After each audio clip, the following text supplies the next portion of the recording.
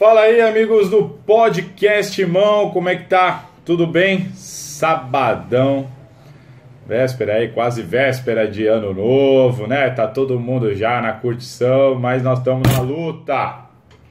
Aqui no Podcast Mão, na Gazeta Esportiva, eu pelo menos, né? Sigo de plantão, depois da minha folguinha de Natal. E aqui no Podcast Mão você não perde nada da movimentação do Corinthians, porque assim, as coisas estão mais devagar, tem Natal, tem Ano Novo, mas não param, né? E aqui no Podcast Mão você vai ficar sempre atento, sempre sabendo de tudo do que tá rolando, tá? Tendo notícia, tá rolando alguma coisa, a gente vai vir aqui, vai gravar alguma coisa, grava um vídeo para você, interage com você, faz um debate, seja lá o que for, tá? Então vamos rapidinho para as notícias desse sábado. Aliás, eu vou falando aqui, vocês podem ir mandando o que vocês estão achando, é sempre muito importante. Se inscreve no canal, põe a sinetinha, tudo isso é importante para a gente continuar mantendo esse trabalho, senão fica difícil sustentar. Então faz isso aí, dá uma força pra gente. E diz o que você acha, tá? Vai dizendo o que você está achando do mercado, pra gente saber até do que vocês querem saber mais e o que vocês estão achando dessa notícia. Nesse sábado, o que nós temos? É o seguinte. O Cleison já foi pra Bahia? Não. O Cleison ainda não foi pra Bahia. Informação que eu tenho e trouxe aqui na gazetesportiva.com e agora converso com vocês aqui no podcast. Mas é o seguinte, o empresário do Cleison, o Edivaldo, eu conversei com ele, o Edivaldo estava na Europa, teve que ir para o Japão resolver uns negócios dele. Ontem à noite ele ia voltar para o Brasil, chega nesse sábado a São Paulo e tem uma reunião agendada entre ele, Cleison e os advogados. Perdão, os departamentos jurídicos. Por quê? Porque precisa ainda definir os últimos detalhes, como foi passado para mim. Falta definir os últimos detalhes, mas nada que comprometa a negociação. O Cleison, de fato, a não ser que aconteça alguma hecatombe, sei lá. Mas ele vai mesmo para o Bahia. 3 anos de contrato. O Bahia está reforçando bem o elenco. CT novo, vai valorizar bem o Cleison, vai dar um aumento salarial para o Cleison. A relação desgastada do Cleison nas más fases do time, no segundo semestre desse ano, no segundo semestre do ano passado, apesar de desgastar a imagem, apesar dele ter 7 gols, ser vice-líder em assistência, acabou terminando na reserva, perdeu um pouco de espaço. Vem o Luan aí, o Corinthians quer o Michael, tem o Everaldo, tem o Janderson pedindo passagem. Então, por causa de tudo isso, o Cleison de fato vai deixar o Corinthians. E tem essa reunião nesse sábado, pode ser que tudo seja sacramentado, colocado no papel nesse sábado. Vamos aguardar. Além disso, a gente tem aí, o Corinthians contratou o Luan, pagou cerca de 20, vai pagar, né? Cerca de 20, 22 milhões de reais. E eu lembrei daqui, e até conversando com o Marco Belo hoje de manhã, o Corinthians fez 15 contratações em 2019. Muitas delas oportunidade de mercado. Aquela Wagner Love, Júnior Urso, Bocelli, caras que o Corinthians não precisou colocar dinheiro, apenas acertou ali direto com o jogador, com o empresário, salário, luvas e traz o cara. Diferente de outros 7 atletas que o Corinthians contratou em 2019 e gastou aí aproximadamente 44,3 milhões de reais, quase 45 milhões de reais comprometidos pelo Corinthians em 2019 por 7 jogadores. E aí, claro que cada tratativa tem a sua peculiaridade, isso não é pago em uma vez só, não é uma bolada, né? O Corinthians acerta ali, parcela, vai pagando nos anos que vem por aí, mas comprometeu essa quantia em 7 jogadores. Que jogadores?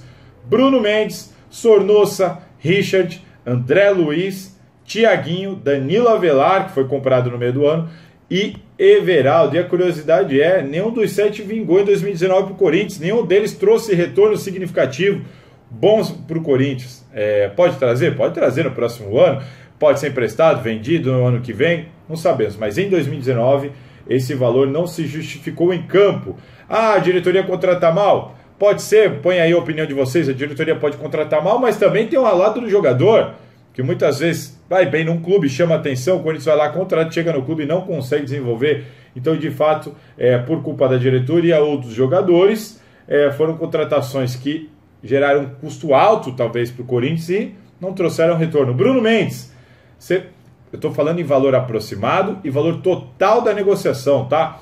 Bruno Mendes, cerca de 13 milhões de reais, jogou só 6 jogos, foi pouco utilizado, nenhum gol, nenhuma assistência, reserva a maior parte do tempo, operou o pubis agora em dezembro, vamos ver como é que ele volta para o ano que vem. Sornosa tá aí às vias de ser emprestado, perdeu a titularidade, perdeu a camisa 7 para o Luan, pode ir para a LDU para ter mais oportunidades, porque no Corinthians a relação com a torcida também não pegou bem, apesar das 11 assistências, daquelas batidas, principalmente no primeiro semestre, batida de escanteio, boa e tal, mas não conseguiu fazer nenhum gol de falta, não conseguiu se manter como titular, fez 49 jogos, custou 10,5 milhões de reais ao Corinthians. Richard, emprestado ao Vasco em junho e vai seguir lá emprestado, 8 milhões de reais, fez só 16 jogos pelo Corinthians. André Luiz foi emprestado ao Fortaleza em maio, fez só 4 jogos, custou 1,8 milhões de reais ao Corinthians.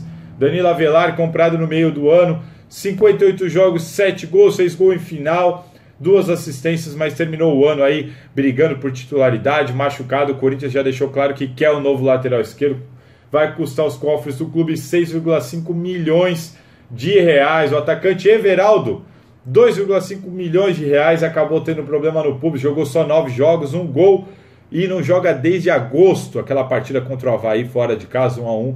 Desde então o Everaldo não entrou mais em campo. Expectativa para 2020. Thiaguinho, nesse ano só 2 jogos. O Corinthians comprou o Thiaguinho, 2 milhões de reais, mas fez só 2 jogos. O Carille já não quis mais. Foi para o Oeste em maio já, e agora vai jogar 2020 emprestado novamente no Botafogo do Rio de Janeiro. Jogadores que o Corinthians preferiu optar por outros atletas. Thiaguinho preferiu optar por Júnior Urso, Ramiro, ter esses jogadores no elenco, até muitas das vezes improvisando o jogador e tudo mais. Tem aí outros casos também do André Luiz, que o Corinthians sofreu com a falta de atacante de lado, mas preferiu emprestar. O Everaldo teve o problema da lesão, o Bruno Mendes teve o problema da adaptação. Bom, enfim, cada um tem a sua justificativa, mas o Corinthians comprometeu quase 45 milhões de reais nesses 7 jogadores, e nenhum dos 7 conseguiu vingar, de fato, agradar, trazer bons retornos ao Corinthians em campo ou fora dele, satisfatórios. Vamos ver o que vai ser para 2020, tanto desses jogadores quanto das próximas contratações, dos próximos aportes financeiros. Escreve aí o que você acha de tudo isso, interage com a gente até para a gente saber a opinião do torcedor. Tá certo? Além disso, aí o Cantígio, vem ou não vem? Eu já escrevi na Gazeta Esportiva na semana passada de que o Corinthians não acredita que vai fechar nenhuma contratação ainda esse ano. Falta pouco para terminar o ano e o Corinthians acredita que as festividades, Natal, Ano Novo, muita gente tem as pausas, pessoal viajando, fica sem área, então assim, dificilmente o Corinthians vai anunciar a contratação para agora. O Cantígio, o Corinthians está otimista, por quê? Porque o Júnior Barranquilla está tentando fazer jogo duro, sabe que o jogador quer sair, sabe que vai ser difícil segurar o jogador, então está tentando tirar o máximo que pode. Tenta ganhar tempo para ver se não tem nenhum europeu afim. O Santos ofereceu o Uribe, eles já recusaram, eles querem uma grana. De fato, só a proposta do Corinthians está em cima da mesa, o jogador gostou, o jogador quer vir.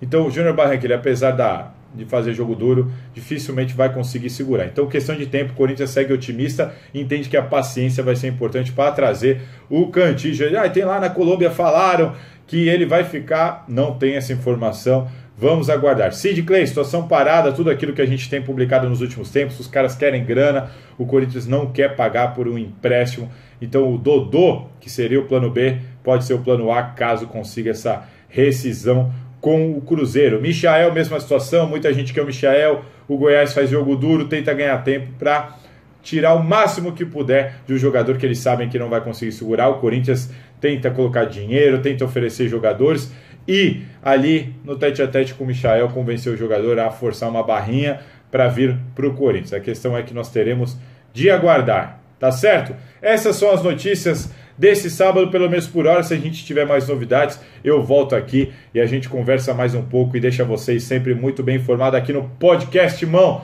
tá certo? Dá aquela força pra gente, põe um joinha lá, se inscreve no canal, muita gente acompanha e acaba não se inscrevendo, tá bom? Pra gente seguir firme aqui nesse contato com vocês, tá bom? Aquele abraço e até o próximo vídeo aqui no Podcast Mão.